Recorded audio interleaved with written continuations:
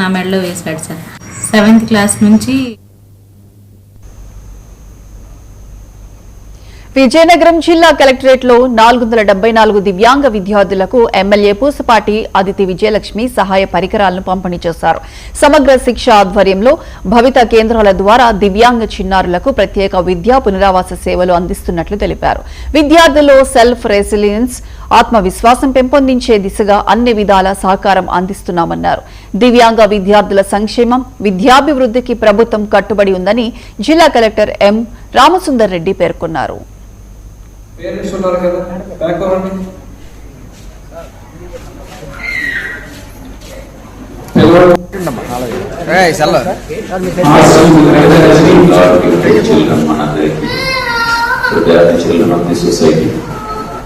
వీళ్ళందరూ కూడా ఒక pure form of the god.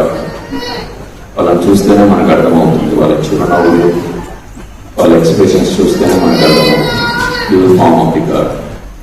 So ఇటువంటి దివ్యమైన పిల్లల్ని జాగ్రత్తగా చూసుకోవాల్సిన అవసరం ప్రతి ఒక్కరి మీద ఉంది. నాటువంటి వాళ్ళ పేరెంట్స్, వాళ్ళ తల్లిదండ్రులు ఒకరే కాదు, గవర్నమెంట్కి, సాటి సమాజానికి, అందరికి కూడా వీళ్ళని కేర్ తీసుకోవాల్సిన అవసరం ఉంది.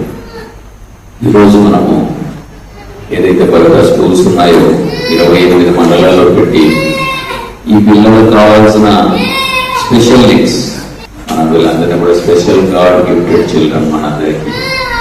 కష్టపడుతున్న వాళ్ళు, స్పెషల్ నీడ్స్ కి సపోర్ట్ చేస్తున్న వాళ్ళు, వాళ్ళ పేరెంట్స్, అలాగే గురువులు అందరూ కూడా ఇక్కడ వచ్చున్నారు. అయితే మనం చూస్తుంటే ప్రత్యేకంగా ఇది ఎడ్యుకేషన్ అనేది, దివ్యాంగులకి ఎడ్యుకేషన్ అనేది ఆర్గనైజ్ చేయడం కొన్ని సంవత్సరాల నుంచి భవిత సెంటర్స్ అనేది పెట్టి సెపరేట్ గా వాళ్ళకి ఒక సహాయం గవర్నమెంట్ అనేది చేస్తా ఉంది. వాళ్ళు సమాజంలో అప్రాక్సిమేట్లీ 1 to 2% గా వాళ్ళు ముందు ఓన్లీ పుట్టేవారు. కానీ ఇప్పుడు దివ్యాంగులు ఎస్పెషలీ ఆటిజం చూస్తుంటే పుట్టినట్లు కూడా ఫోన్ చూడటం వలన ఎక్కువ రేడియేషన్ వాళ్ళ మీద వస్తుంది. కాబట్టి ఆటిజం అనేది మామూలుగా పుట్టిన పిల్లలు కూడా అవుతాం. ఈ ఆటిజం సెంటర్స్ కూడా మనం చూస్తుంటే మన లోకేష్ గారు ఎడ్యుకేషన్ మినిస్టర్ గా బాధ్యత తీసుకొని